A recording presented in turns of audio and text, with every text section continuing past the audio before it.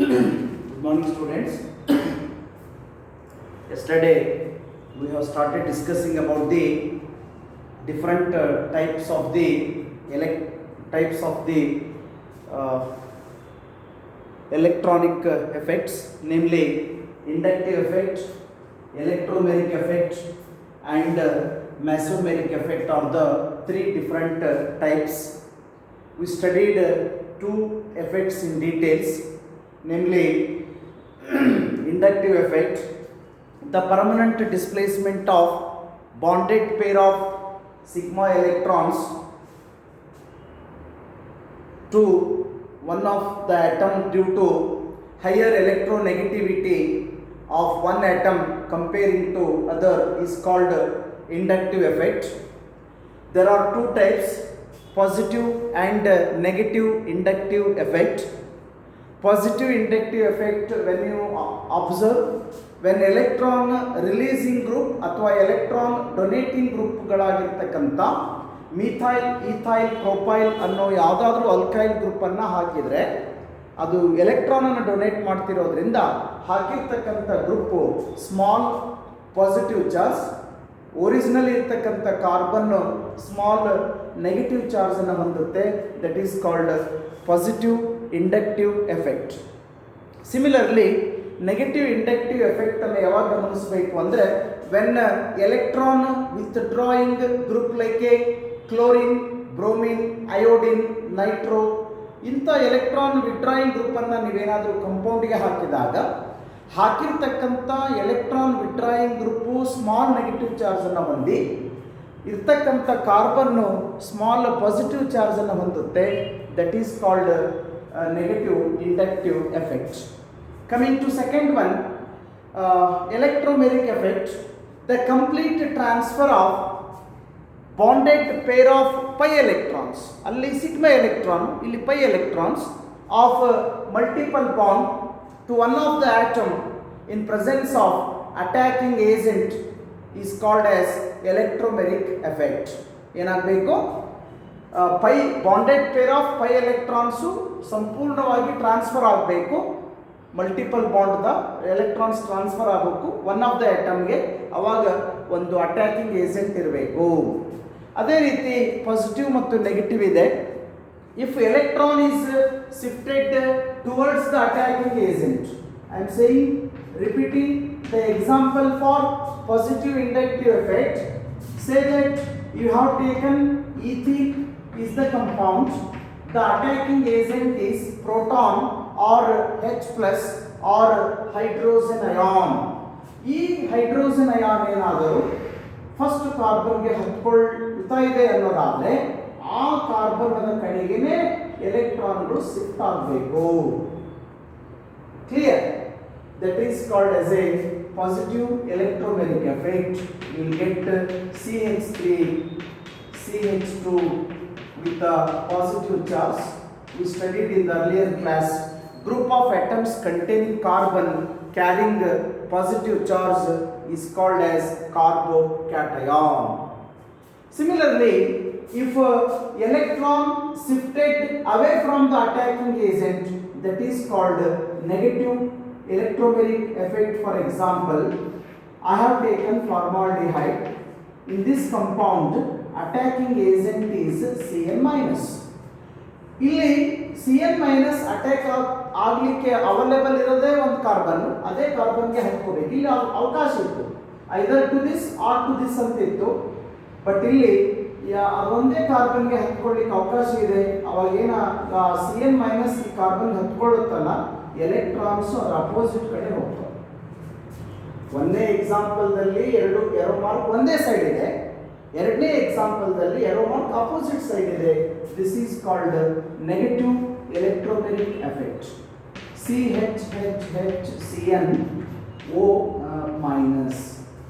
Clear? ಹೀಗೆ inductive effect ಮತ್ತು electromeric effect ಅದ ಡೀಟೇಲ್ಸ್ ಅನ್ನು ಕಲಿತ್ಕೊಂಡ ನಂತರ ಎಲ್ಲ ಅವೈಲೇಬಲ್ ಇರತಕ್ಕಂಥ ಎಲ್ಲ ಮಾಹಿತಿಯನ್ನು ಆಧರಿಸಿ ನೀವೇ ಎರಡರ ಮಧ್ಯೆ ಡಿಫರೆನ್ಸಸ್ ಅನ್ನು ಬರೀರಿ ಅಂತ ನಾನು ನಿನ್ನೆನೇ ಹೇಳಿದ್ದೀನಿ. ಬರೆದಿದ್ರಿ ಅಂದರೆ ನನ್ನ ವಾಟ್ಸಾಪ್ ನಂಬರ್ಗೆ ಮೆಸೇಜ್ ಹಾಕಿ, I will verify whether you return correctly or not. The third type of a electronic effect, I have discussed the definition. I can repeat once again, that is mesomeric effect or resonance effect. Mesomeric effect or resonance effect is the third type. Resonance effect or mesomeric effect is the third type of the electronic effect. The polarity is produced in the molecule due to delocalization of bonded pair of pi electrons in a conjugated compound. ನೋಡಿ, ಮೂರು terms ಹೊಸದಿದೆ ಇಲ್ಲಿ, statement ಅನ್ನು ನೋಡ್ಕೊಳ್ರಿ. Polarity ಅಂದ್ರೆ small charge create ಆಗುತ್ತೆ. Delocalisation ಅಂದ್ರೆ shifting of electrons, ಎಲೆಕ್ಟ್ರಾನ್ಗಳು shift ಆಗಬೇಕು. Shifting of electrons is called as a delocalization. Conjugated compound ಅನ್ನೋ ಒಂದು ಹೊಸ ವರ್ಡ್ ಇದೆ. Conjugated compound ಅಂದ್ರೆ any aliphatic or aromatic compound should have alternate double bond and single bond in it. For example, benzene ತೆಗೆದುಕೊಳ್ಳಿ, alternative double bond, single bond, double bond, single bond, double bond, single bond ಇದೆಯಲ್ಲ, ಆ type conjugated compounds ಅಲ್ಲಿ ಎಲೆಕ್ಟ್ರಾನ್ಗಳು shift ಆಗೋ ಮುಖಾಂತರ polarity produce ಆಗುತ್ತೆ. ಅದಕ್ಕೆ resonance effect ಅನ್ಬೇಕು. I have discussed positive resonance effect or a positive mesomeric effect ಅನ್ನ ಡಿಸ್ಕಸ್ ಮಾಡಲಿಕ್ಕೆ we have taken resonance structure of energy ನಾನು ತೆಗೆದುಕೊಂಡಿದ್ದೀನಿ, ಕಲಿಸಿದ್ದೀನಿ ಆಗಲೇ. ಸ್ಟ್ರಕ್ಚರ್ ಇನ್ನೊಂದ್ಸಲ ನೋಡ್ಕೊಳ್ಳಿ. In order to discuss the negative resonance effect or negative mesomeric effect, I have to write the resonance structure of nitrobenzene. ಯಾವಾಗ positive mesomeric effect ಆಯಿತು ಅಂದರೆ electrons shifted away from the substituent group. ಯಾವ group ಹತ್ತಿದೆಯೋ ಅದರಿಂದ ಹೊರಗಡೆ electrons shift ಆಗಿದ್ರೆ positive ಅಂತ ಈಗಾಗಲೇ ಕಲ್ತಿದ್ದೀವಿ. Negative mesomeric effect or a negative resonance effect is a effect observed when electrons shifted towards the attacking agent, towards the substituent group. ಇಲ್ಲಿ away from ಇರಬೇಕು, away from substituent group ಅಂತ ಇರಬೇಕು. ಇಲ್ಲಿ towards the substituent group ಇದ್ರೆ negative mesomeric effect ಅಥವಾ negative resonance effect. Example heading ಬರೆದಿದ್ದೀನಿ, ನೀವು ಅಷ್ಟೇ ಬರೆದ್ರೆ ಸಾಕು exam purpose, but I will write the details. Nitrobenzene ಅನ್ನು ಸಂಪೂರ್ಣ ಬಿಡಿಸಿ ಬರೀರಿ. ಬೆನ್ಸಿನ್ಗೆ ಎನ್ ಒಂದು ಕಡೆ ಓ ಡಬಲ್ ಬಾಂಡ್, ಇನ್ನೊಂದು ಕಡೆ O. Here the electron is shifting towards the attacking agent. Electron is shifting towards attacking agent. To this bond means one pair comes out. Therefore, it leads to positive charge at octo position. ಇಲ್ಲಿ positive charge ಆಯಿತು. ಇಲ್ಲಿ double bond ಬಂದು O minus aroma O. Okay. Similarly, other take ಮಾಡ್ತಾ ಹೋಗಿ. If this pair of electron is moving to this position, it is coming out. No change in this part as it is. O, N, O minus, another O. Double bond is in the opposite, positive sign at the para position. Next, similar, this is shifting to this position and it comes out. Therefore, you will get N double bond O, N O minus, arrow mark O, electron shifted. This as it is here, deficiency at octo position. Finally, if it is moving to this, if electron comes back, therefore you will get the same compound, just change in the position of the double bond inside the molecule. ಒಂದೇ compound ಕೊನೆ compound ಅನ್ನು verify ಮಾಡಿ ಎರಡೂ ನೈಟ್ರೋಬೆನ್ಸಿನ್ಗಳೇ ಆಗಿವೆ, ಹೌದಾ? ಅದು ಏನು ವ್ಯತ್ಯಾಸ ಅಂದರೆ position of the double bond inside the benzene ring is reversed. ಹಾಗಾಗಿ ಬೆಂಜಿನನ್ನು ಬರೀಬೇಕಾದ್ರೆ ಒಳಭಾಗದಲ್ಲಿ ಡಬಲ್ ಬಾಂಡ್ ಈ ರೀತಿ ಬರೆದ್ರೂ ಸರಿ ಅಥವಾ ಅಪೋಸಿಟ್ ಪೊಸಿಷನ್ದಲ್ಲಿ ಬರೆದ್ರೂ ಸರಿ, because they are similar. Okay, this is regarding negative resonance effect or negative mesomeric effect. Details ಕಲ್ತ್ಕೊಳ್ಬೇಕು. ಎಕ್ಸಾಮ್ ಪರ್ಪಸ್ ಎಷ್ಟು ಮಾರ್ಕ್ಸಿಗೆ ಕೇಳ್ತಾರ, ಎಷ್ಟು ಬರಿಬೇಕು ಅನ್ನೋ ಇಂಟೆಲಿಜೆನ್ಸನ್ನು ಉಪಯೋಗಿಸ್ಬೇಕು. ಅಕಸ್ಮಾತ್ give an example for positive resonance effect ಅಂತ ಕೇಳಿದರೆ writing the structure details is not needed. If you write this much resonance structure of aniline you get marks. ಆದರೆ ಸಂಪೂರ್ಣ ಕಲ್ತ್ಕೊಳ್ಳಿಕ್ಕೆ ಪ್ರಯತ್ನ ಮಾಡಿದರೆ ಹೈಯರ್ ಸ್ಟಡೀಸ್ಗೆ ಹೆಲ್ಪ್ ಆಗುತ್ತೆ. ಹಾಗಾದರೆ ರೆಸೊನೆನ್ಸ್ ಸ್ಟ್ರಕ್ಚರನ್ನು ಬರೆಯೋ ಮುಖಾಂತರ what benefits you have to understand or what extra information if you get ಅಂತ ಕೇಳಿದರೆ, the electron deficiency is there only at ortho position and at para position. ನೋಡ್ಕೊಳ್ಳಿ, ಬೆಂಜಿನ್ ರಿಂಗನ್ನು ಬರೆದು ಕಾರ್ಬನ್ಗೆ ನಂಬರನ್ನು ಕೊಟ್ರಿ ಅಂತ ಅಂದ್ಕೊಳ್ಳಿ. ಕಾರ್ಬನ್ ನಂಬರ್ 2 and 6 ಪ್ಲೇಸ್ಗೆ ಯಾವುದಾದ್ರೂ ಗ್ರೂಪ್ ಹತ್ತಿದ್ರೆ ಅರ್ಥೋ ಪೊಸಿಷನ್ ಅನ್ಬೇಕು. ಕಾರ್ಬನ್ ನಂಬರ್ 1 and 4 ಇದ್ರೆ ಪ್ಯಾರಾ ಪೊಸಿಷನ್ ಅನ್ಬೇಕು.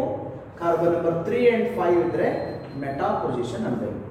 ಈಗ ತಾನೇ ನಾವು ರೆಸೊನೆನ್ಸ್ ಸ್ಟ್ರಕ್ಚರ್ ಆಫ್ ಎನಲಿನ್ ಮತ್ತು ರೆಸೊನೆನ್ಸ್ ಸ್ಟ್ರಕ್ಚರ್ ಆಫ್ ನೈಟ್ರೋಬೆಂಜಿನ್ ಅನ್ನು ಬರೆದು ನೋಡಿದಾಗ ಗೊತ್ತಾಗ್ತಾ ಇದೆ electron deficiency is there mainly at ortho and para position. Therefore, if you conduct electrophilic substitution reaction mainly for aromatic compound, you will get ortho and para. ಸಾಮಾನ್ಯವಾಗಿ ನೀವು ಕ್ಲೋರೋಬೆಂಜಿನು, ಟಾಲ್ವಿನು, ಫಿನಾಲು ಇಂಥವುಗಳ compound ತೆಗೆದುಕೊಂಡು electrophilic substitution ರಿಯಾಕ್ಷನ್ಸನ್ನು ಮಾಡಿದಾಗ ಕೇವಲ ಅರ್ಥೋ ಮತ್ತು ಪ್ಯಾರಾ ಪ್ರಾಡಕ್ಟ್ಸ್ಗಳೇ ಬರ್ತವೆ. ಯಾಕೆ ಅಂದರೆ resonance structure ಬರೆದಾಗ ಗೊತ್ತಾಗುತ್ತೆ. One more information is there in the structure which are written already. There is a partial double bond character between the carbon and nitrogen. Any atom which is attached to the benzene between carbon and attached group, there is a partial double bond character. To break this double bond, we want drastic conditions like a high temperature, high pressure, suitable catalyst is needed, especially if you want to conduct any type of a reactions for aromatic compounds. ಇನ್ನೊಂದ್ಸಲ ನೋಡಿ, ಸಾಮಾನ್ಯವಾಗಿ ನಾನು ಹೇಳ್ತಿರೋದು ಸಾಮಾನ್ಯವಾಗಿ ಅಂತ ಹೇಳ್ತಿರ್ತೀನಿ usually. ಆ ಸಾಮಾನ್ಯವಾಗಿ ಯಾವುದಾದ್ರೂ ಎರೋಮೆಟಿಕ್ ಕಂಪೌಂಡಿಗೆ ಯಾವುದೇ ಟೈಪ್ ರಿಯಾಕ್ಷನ್ ಮಾಡಿದಾಗ ಹೀಟ್ ಮಾಡೋ ಅವಶ್ಯಕತೆ ಇರುತ್ತೆ, ಪ್ರೆಷರ್ ಜಾಸ್ತಿ ಮೇಂಟೈನ್ ಮಾಡೋ ಅವಶ್ಯಕತೆ ಇರುತ್ತೆ, ಕೆಟಲಿಸ್ಟನ್ನು ಹಾಕೋ ಅವಶ್ಯಕತೆ ಇರುತ್ತೆ. ಯಾಕೆ ಅಂದರೆ ಆ ಕಂಪೌಂಡಲ್ಲಿ ಕಾರ್ಬನ್ ಮತ್ತು ಹತ್ಕೊಂಡಿರ್ತಕ್ಕಂಥ ಆಟಮ್ಗಳ ಮಧ್ಯೆ ಪಾರ್ಷಿಯಲ್ ಡಬಲ್ ಬಾಂಡ್ ಇರುತ್ತೆ. ಆ ಬಾಂಡನ್ನು ಬ್ರೇಕ್ ಮಾಡಲಿಕ್ಕೋಸ್ಕರ ಈ ಎಲ್ಲ ಕಂಡೀಷನ್ಸು ಬೇಕಾಗುತ್ತೆ. ಕ್ಲಿಯರ್? ಹೀಗೆ ಈಗ ಇಂಡಕ್ಟಿವ್ ಎಫೆಕ್ಟ್, ಎಲೆಕ್ಟ್ರೋಮೆರಿಕ್ ಎಫೆಕ್ಟನ್ನು ಕಲ್ತ್ಕೊಂಡ ನಂತರ ಎರಡರದ ಮಧ್ಯೆ ಡಿಫರೆನ್ಸನ್ನು ಬರೆದು ಸರಿನಾ. ಈಗೇನು ಮಾಡಿ ಎಲೆಕ್ಟ್ರೋಮೆರಿಕ್ ಎಫೆಕ್ಟನ್ನು ಕಲ್ತಿದ್ದೀವಿ, ರೆಸೊನೆನ್ಸ್ ಎಫೆಕ್ಟನ್ನು ಮತ್ತೊಂದು ಸಲ ಕಲಿಸಿದ್ದೀನಿ. ಇವೆರಡನ್ನೂ ಮಾಹಿತಿ ಇಟ್ಕೊಂಡು again by taking A column, by making A column, 2 columns, one column heading is electromeric effect, another column heading is resonance effect ಅಂತ ಹೆಡ್ಡಿಂಗ್ ಕೊಟ್ಟು ಎರಡರ ಮಧ್ಯೆ ಕರೆಕ್ಟ್ ಆಗಿರ್ತಕ್ಕಂಥ ಡಿಫರೆನ್ಸಸ್ ಅನ್ನು ಬರೀಲಿಕ್ಕೆ ಪ್ರಯತ್ನ ಮಾಡಬೇಕು. ಉದಾಹರಣೆ ಹೇಳಿ, say for example electromeric effect, this is mesomeric effect ಅಥವಾ resonance effect. It involves pi electrons, it involves pi electrons ಅಂತ ಬರೆದ್ರೆ ತಪ್ಪಾಗುತ್ತೆ, ಯಾಕಂದ್ರೆ ಎರಡು ಸೇಮ್ ಇದೆ, ಡಿಫರೆನ್ಸ್ ಬರೀಬೇಕು ತಾನೆ. It is occurred in unsaturated compound, it is occurred in unsaturated compound. ಇದೆಲ್ಲಿ ಬಂತು ನೋಡಿ, it is observed in conjugated compound. ಹೀಗೆ ಕ್ಲಿಯರ್, ಇಂಥ ಪಾಯಿಂಟ್ ಅನ್ನು ಹುಡುಕಬೇಕು. Then polarity is not produced, polarity is produced. Delocalization of pi electrons do not takes place, delocalization of pi electrons takes place. Okay, ಹೀಗೆ ಯಾವ್ಯಾವ available compounds, attacking agent is needed, attacking agent not needed, ಹೀಗೆ ಏನು available information ಇದೆಯೋ ಅವುಗಳನ್ನು ಸೂಕ್ತವಾಗಿ ಎರಡೂ ಕಾಲಮಲ್ಲಿ ಬರೆದು differences ಅನ್ನು ಮಾಡಬೇಕು. Among these inductive effect, electromeric effect and also resonance effect, you can expect a question for 2 marks. In a competitive exam ದಲ್ಲಿ ಕಂಪಲ್ಸರಿ ಕೇಳ್ತಾರೆ, ಅವರೇ ಒಂದು ಎಕ್ಸ್ಪ್ಲನೇಷನ್ ಕೊಟ್ಟು ಈ ಇದರಲ್ಲಿ ಯಾವ ಎಫೆಕ್ಟ್ ಅನ್ನು ಗಮನಿಸ್ತೀರಿ ಅಥವಾ ಕಂಪೌಂಡದ ಸ್ಟ್ರೆಂತ್ ಹೆಚ್ಚಿಗೆ ಆಗಲಿಕ್ಕೆ ಕಡಿಮೆ ಆಗಲಿಕ್ಕೆ ಏನು ಕಾರಣ ಅನ್ನೋದನ್ನು ಡೀಟೇಲ್ಸ್ ನಿಮ್ಮ ಕಡೆಯಿಂದ ಎಕ್ಸ್ಪೆಕ್ಟ್ ಮಾಡ್ತಾರೆ. This is one part. We will continue the next part under the same topic, methods of purification of organic compounds. ಬೇರೆ ಬೇರೆ ವಿಧಾನದಲ್ಲಿ ಬೇರೆ ಬೇರೆ ಆಗಿರ್ತಕ್ಕಂಥ ರಾಸಾಯನಿಕ ವಸ್ತುಗಳನ್ನು ನಾವು ಸ್ಪೆಷಲಿ ಸಾವಯವ ರಾಸಾಯನಿಕ ವಸ್ತುಗಳನ್ನು ತಯಾರಿಸ್ತೀವಿ, ಸರಿ. ಆ ರೀತಿ ತಯಾರಿಸಿರ್ತಕ್ಕಂಥ ರಾಸಾಯನಿಕ ವಸ್ತು ಸಾಮಾನ್ಯವಾಗಿ ಅಶುದ್ಧವಾಗಿರುತ್ತೆ, ಇಂಪ್ಯೂರ್ ಆಗಿರುತ್ತೆ. ಇಂಪ್ಯೂರ್ ಆಗಿರ್ತಕ್ಕಂಥ ಕೆಮಿಕಲ್ ಕಂಪೌಂಡನ್ನು ಯಾವುದೇ ರೀತಿಯಲ್ಲಿ ಬಳಸಲಿಕ್ಕೆ ಸೂಕ್ತ ಇರೋದಿಲ್ಲ. ಹಾಗಾಗಿ ಆ ಕಂಪೌಂಡನ್ನು ಶುದ್ಧಿಗೊಳಿಸಲೇಬೇಕು. Clear? Any compound if you prepared by any method by applying any procedure, generally the compound you obtained is impure. If the impure compound, if you are using for a different purpose, it may not show its originality in the properties, in the taste, in the solubility. Any character of that compound is not shown properly. Hagagi it is necessary to go for purification of that compound by applying different methods. The basic principle to select a particular method to purify the organic compound is that which compound you have chosen. Study that. What is the nature of the compound and what is the nature of the impurities present in it. You have to study. Based on that, you have to select different methods for purification. First one, we will discuss sublimation. I think you studied in the 9th standard. ನೆನಪಿಸ್ಕೊಳ್ಳಿ method. ಆಮೇಲೆ ಹೋಗೋಣ. Sublimation ಅಂದರೆ ಏನು, I don't know the Kannada meaning. Explanation ಕೊಡ್ತೀನಿ, ಕನ್ನಡದ ಶಬ್ದ ನನಗೆ ನೆನಪಿಲ್ಲ. ಈಗ ಒಂದು ಉದಾಹರಣೆ ತೆಗೆದುಕೊಳ್ಳಿ. If you are going to temple, you are going to burn the camphor. ಇನ್ಮೇಲೆ ಆದಷ್ಟು ಮಟ್ಟಿಗೆ ದೇವಸ್ಥಾನಕ್ಕೆ ಹೋದಾಗ ಗಂಟೆಯನ್ನು ಬಾರಿಸ್ರಿ, ನಮಸ್ಕಾರ ಮಾಡಿ, ಬೇಕಾದ್ರೆ 10 ನಿಮಿಷ ಕೂತ್ಕೊಂಡು ಧ್ಯಾನ ಮಾಡಿ, ಹೊರತಾಗಿ ಕರ್ಪೂರ ಹಚ್ಚೋದನ್ನು, ಅಗರಬತ್ತಿ ಹಚ್ಚೋದನ್ನು ಸಾಧ್ಯದಷ್ಟು ಮಟ್ಟಿಗೆ ಅವಾಯ್ಡ್ ಮಾಡಿ. Because pollution is taking place in the atmosphere. Okay, they are the organic compounds. ನಮಗೆ ಗೊತ್ತಿರೋದಿಲ್ಲ, ಸುಮ್ಮನೆ ಅವ್ರು ಬಳಸ್ತಾರೆ, ನಾವು ಬಳಸ್ತೀವಿ ಅಷ್ಟೇ. ಅದರ ಡೀಟೇಲ್ ಮಾಹಿತಿ ನಮಗೆ ಇರೋದಿಲ್ಲ. ಅದರ ಆಗು ಹೋಗುಗಳ ಬಗ್ಗೆ, ಅದರಿಂದ ಆಗ್ತಕ್ಕಂಥ ತೊಂದರೆಯ ಬಗ್ಗೆ ನಮಗೇನು, ಅದ್ರ ಬಗ್ಗೆ ನಮಗೆ ಪರಿಕಲ್ಪನೆ ಇರೋದಿಲ್ಲ. ಸುಮ್ಮನೆ ಬಳಸ್ತಾ ಹೋಗ್ತೀವಿ. ಹಾಗಾಗಿ ಇನ್ನು ಮೇಲೆ ಅವಾಯ್ಡ್ ಮಾಡಿ. ಸ್ವಲ್ಪ ನೆನಪಿಸ್ಕೊಳ್ಳಿ, ಕರ್ಪೂರವನ್ನು ನೀವು ತೆಂಗಿನಕಾಯಿ ಮೇಲೇನೋ ಪ್ಲೇಟಲ್ಲಿನೋ ಹಚ್ತೀರಿ.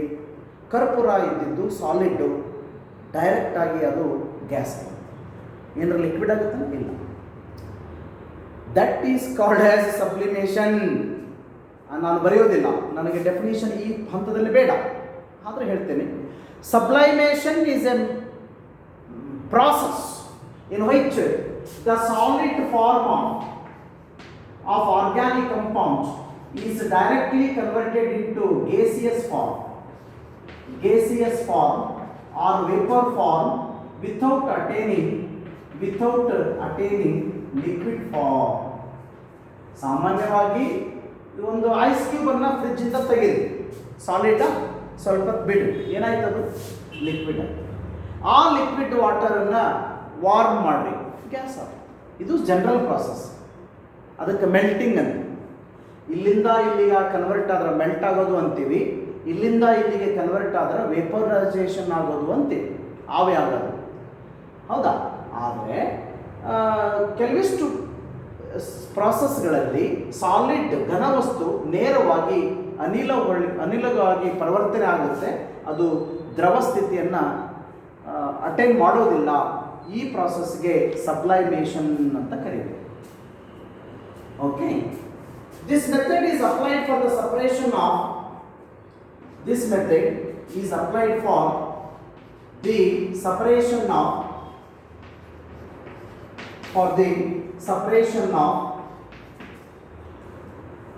sublimable compound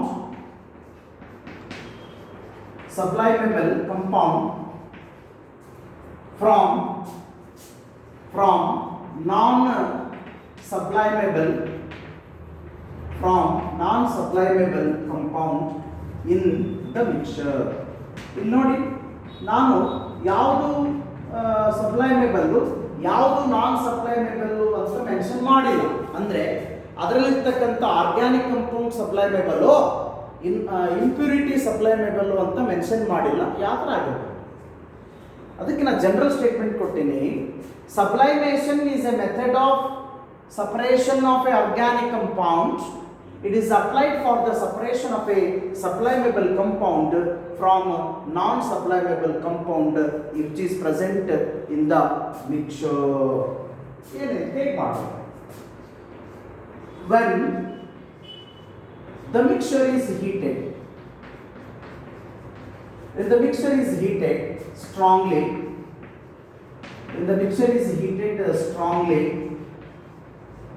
what happens? In this procedure, what happens? Only sublimable compound which is present in the mixture is vaporized, which is condensed. Condensed ಅಂದ್ರೆ ಏನು ನೋಡು? Condensed ಅಂದ್ರೆ gaseous form ಇದ್ದಿದ್ದು liquid form ಅಂತ one second. When the mixture is heated strongly, only sublimable compound is vaporized, that is condensed. Convert ಮಾಡ್ತೀರಿ. Leaving behind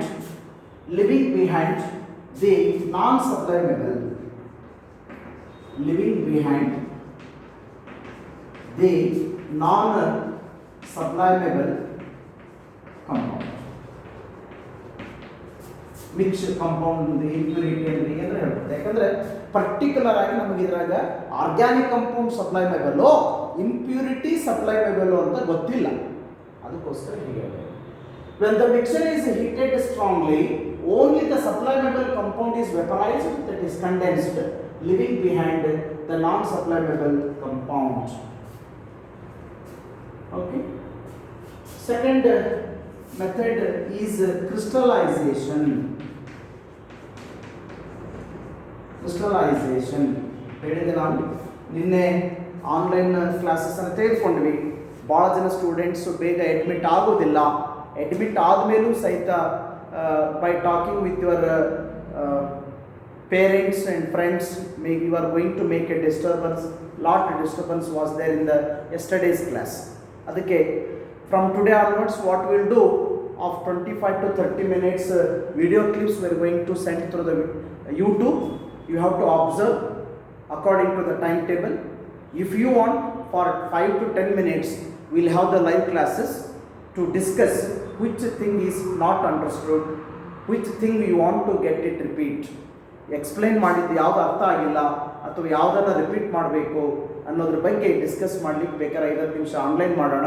ಇಲ್ಲ ಅಂದರೆ ನೀವು ಸಪ್ರೇಟ್ ಒಂದು ರಫ್ ನೋಟ್ಸ್ ಮಾಡಿ ಪ್ರಾಕ್ಟೀಸ್ ಮಾಡಿ, ಡೌಟ್ಸ್ ಇದ್ದರೆ ನನ್ನ ಪರ್ಸನಲ್ ವ್ಯಾಟ್ಸಾಪ್ ನಂಬರ್ಗೆ ಮೆಸೇಜ್ ಹಾಕಿದರೆ ಇಮ್ಮಿಡಿಯೇಟ್ ಆಗಿ, ಅಥವಾ ಫ್ರೀ ಇದ್ದರೆ ಇಮ್ಮಿಡಿಯೇಟ್ ಆಗಿ, ಬ್ಯುಸಿ ಇದ್ದರೆ ಸ್ವಲ್ಪ ಟೈಮ್ ಆದ ನಂತರ ನಿಮ್ಮ ಡೌಟ್ಸನ್ನು ಕ್ಲಿಯರ್ ಮಾಡಲಿಕ್ಕೆ ಟ್ರೈ ಮಾಡ್ತೀವಿ.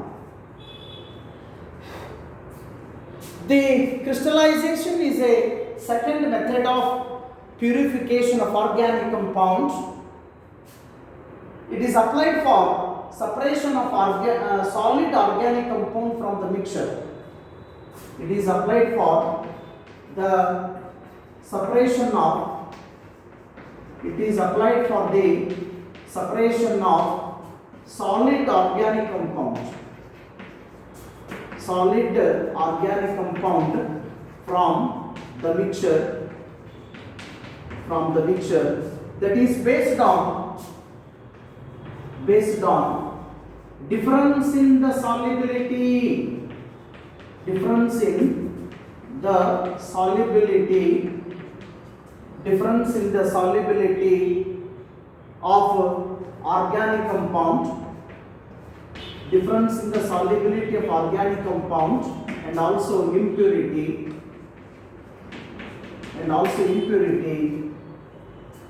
in the particular solvent. ಅದಕ್ಕೆ ನಾನು ಪ್ರಿನ್ಸಿಪಲ್ ಅನ್ನು ನೋಡ್ಕೊಳ್ರಿ ಅಂತ ಹೇಳೋದು. ಕ್ರಿಸ್ಟಲೈಸೇಷನ್ ಮೆಥಡ್ ಅನ್ನು ಯಾವುದಕ್ಕೆ ಅಳವಡಿಸಬೇಕು ಅಂದರೆ ಮಿಕ್ಸರ್ದಲ್ಲಿರ್ತಕ್ಕಂಥ ಸಾಲಿಡ್ ಕಂಪೌಂಡ್ ಅನ್ನು ಬೇರ್ಪಡಿಸ್ಲಿಕ್ಕೆ ಅಳವಡಿಸ್ಬೇಕು. ಅದರಾಗ ಮುಖ್ಯವಾಗಿರ್ತಕ್ಕಂಥ ತತ್ವ ಏನು, ಪ್ರಿನ್ಸಿಪಲ್ ಏನಾಗಿದೆ ಅಂದರೆ it is based on difference in solubility of organic compound, solubility of impurity in a particular solvent. ಸಾಲ್ವೆಂಟಲ್ಲಿ ಆರ್ಗ್ಯಾನಿಕ್ ಕಂಪೌಂಡು ಜಾಸ್ತಿ ಕರಗ್ಬೋದು, ಇನ್ಆರ್ಗ್ಯಾನಿಕ್ ಇಂಪ್ಯೂರಿಟಿ ಕಡಿಮೆ ಕರಗ್ಬೋದು, ಅಥವಾ ವೈಸ್ ವರ್ಸ. ಆರ್ಗ್ಯಾನಿಕ್ ಕಂಪೌಂಡು ಕಡಿಮೆ ಕರಗಿ ಇಂಪ್ಯೂರಿಟಿ ಜಾಸ್ತಿ ಕರಗ್ಬೋದು, ಅದನ್ನು ಹೇಳಲಿಕ್ಕಾಗೋದಿಲ್ಲ. ಹಾಗೆ difference in the solubility of the organic compound in the solubility of the impurity in a particular solvent, on that base you have to apply the crystallisation. How it is done, ಇದು principle ಆಯಿತು. ಹೇಗೆ ಮಾಡೋದು ಅಂತ ನೋಡಿ. The impurity is concentrated up to saturation. First I should give the principle, then I should go for details. ಇಲ್ಲಿ ಯಾವುದು operators ಎಲ್ಲ ಬೇಕಾಗಲ್ಲ, ಅಂಡರ್ಸ್ಟ್ಯಾಂಡ್ ಮಾಡ್ಕೊಳ್ಳಿ ಅಷ್ಟೇ. The mixer is concentrated, the mixture is concentrated up to saturation. ಎಷ್ಟು ಸಾಧ್ಯ ಇದೆ ಅಷ್ಟು ಅದರಲ್ಲಿ ಇರ್ತಕ್ಕಂಥ ಇಂಪ್ಯೂರಿಟಿ ಕಾಯಿಸೋ ಮುಖಾಂತರ ತೆಗಿಲಿಕ್ಕೆ ಪ್ರಯತ್ನ ಮಾಡಿ. Then it is cooled strongly. ಹೇಗೆ ಸ್ಟ್ರಾಂಗ್ ಕೂಲ್ ಮಾಡೋದು ಅಂದರೆ ಹೇಗೆ, ಬರೀ ಐಸ್ ಹಾಕಬಾರ್ದು, ಐಸ್ದ ಜೊತೆಗೆ ಉಪ್ಪನ್ನು ಹಾಕಿ, ಐಸದ ಜೊತೆಗೆ ಉಪ್ಪನ್ನು ಹಾಕಿ ಒಂದು ಪ್ಲೇಟಲ್ಲಿ ಇಡ್ರಿ. ಅದರಲ್ಲಿ ನೀವು ವೆಸಲನ್ನು ಇಟ್ಟರೆ that helps for strong cooling. ಅಂದರೆ ಹೀಗೆ ನೀವು ಬೀಕರಲ್ಲಿ ಪ್ರೊಸೆಸ್ ಮಾಡ್ತಾ ಇದ್ದೀರಿ, ಅದನ್ನು ಈ ಒಂದು ವೆಸಲ್ದಲ್ಲಿ ಇಡ್ರಿ, ಇದ್ರಾಗ ಐಸ್ ಬಾತ್ ಅಂದರೆ ಐಸ್ ಪ್ಲಸ್ ಸಾಲ್ಟ್ ಇರಲಿ, ಸ್ಟ್ರಾಂಗ್ ಕೂಲ್ ಆಗುತ್ತೆ. What happens, only pure compound means organic compound crystallizes out. Crystallizes out ಅಂತ ಹೇಳಿದ್ರೆ solid glass type, glass type ಮೇಲೆ ಬಂದು ಕೊಡೋದು. crystallizes out, which is removed by filtration and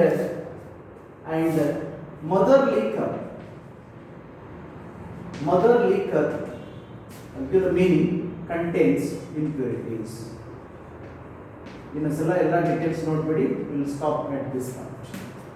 Sublimation is a method of purification of an organic compound containing sublimable and non-sublimable components. Okay.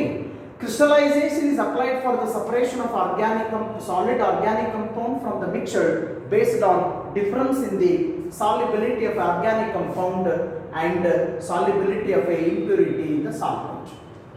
ಹೇಗೆ ಮಾಡಬೇಕು? You have to take the impure organic compound in a vessel like a large beaker it is concentrated up to saturation. ಎಷ್ಟು ಸಾಧ್ಯ ಇದೆ ಅಷ್ಟು impurity ತೆಗಿಲಿಕ್ಕೆ heat ಮಾಡಿರಿ. Then cool it strong. ಹೇಳಿದೆ ನಾನು, ಸ್ಟ್ರಾಂಗ್ ಕೂಲ್ ಮಾಡಬೇಕು ಅಂದರೆ ಐಸದ ಜೊತೆಗೆ ಉಪ್ಪನ್ನು ಹಾಕಿರಿ, ಕೂಲ್ ಆಗುತ್ತೆ. ಆ ಕೂಲ್ ಮಾಡಿದ ತಕ್ಷಣ ಇಲ್ಲಿ ಮೇಲ್ಭಾಗದಲ್ಲಿ ಕ್ರಿಸ್ಟಲ್ಸ್ ಬಂದು ಕಲೆಕ್ಟ್ ಆಗುತ್ತೆ. ತೆಗೆದುಬಿಟ್ಟು ಫಿಲ್ಟರ್ ಮಾಡಿ ತೆಗೀರಿ. ನೋಡಿ, ಮದರ್ ಲೀಕರ್ ಕಂಟೇನ್ ಇಂಪ್ಯೂರಿಟಿ, ಅದರ ಅರ್ಥ ಗೊತ್ತಾಗಕ್ಕೆ ಆರ್ಗ್ಯಾನಿಕ್ ಕೆಮಿಸ್ಟ್ರಿಯಲ್ಲಿ ಉಳಿದಿರ್ತಕ್ಕಂಥದ್ದು ಅಂತ. ಅಂದರೆ ಇದು ಕ್ರಿಸ್ಟಲ್ಸ್ ಹೊರಗೆ ತೆಗೆದ್ರಿ. The remaining mixture we are calling as a mother liquor. ತಪ್ಪಾಗಿ ಅರ್ಥೈಸ್ಕೊಳ್ಬಾರ್ದು. ಆರ್ಗ್ಯಾನಿಕ್ ಕೆಮಿಸ್ಟ್ರಿಯಲ್ಲಿ ಮದರ್ ಲೀಕರ್ ಅಂದರೆ ಪ್ರೊಸೆಸ್ ಮುಗಿದ ನಂತರ ಉಳಿದಿರ್ತಕ್ಕಂಥ ಮುಖ್ಯವಾಗಿರ್ತಕ್ಕಂಥ ಕಂಪೌಂಡ್ಗೆ ಮದರ್ ಲೀಕರ್ ಅಂತೀವಿ. ಅದರಲ್ಲಿ ಇಂಪ್ಯೂರಿಟಿ ಇರುತ್ತೆ, ಈ ಟೈಪ್ ಬೇರ್ಪಡಿಸಬೇಕು. Okay, will go for the remaining methods of purification of organic compounds in the next class. ಮತ್ತೊಂದು ಸಲ ಹೇಳ್ತಾ ಇದ್ದೀನಿ, ದಯವಿಟ್ಟು ವಿಡಿಯೋ ಕ್ಲಿಪ್ಸನ್ನು ಯೂಟ್ಯೂಬ್ ಮುಖಾಂತರ ನಾವು ಅಪ್ಲೋಡ್ ಮಾಡಿದಾಗ ಕರೆಕ್ಟಾಗಿ ಅಬ್ಸರ್ವ್ ಮಾಡಿರಿ.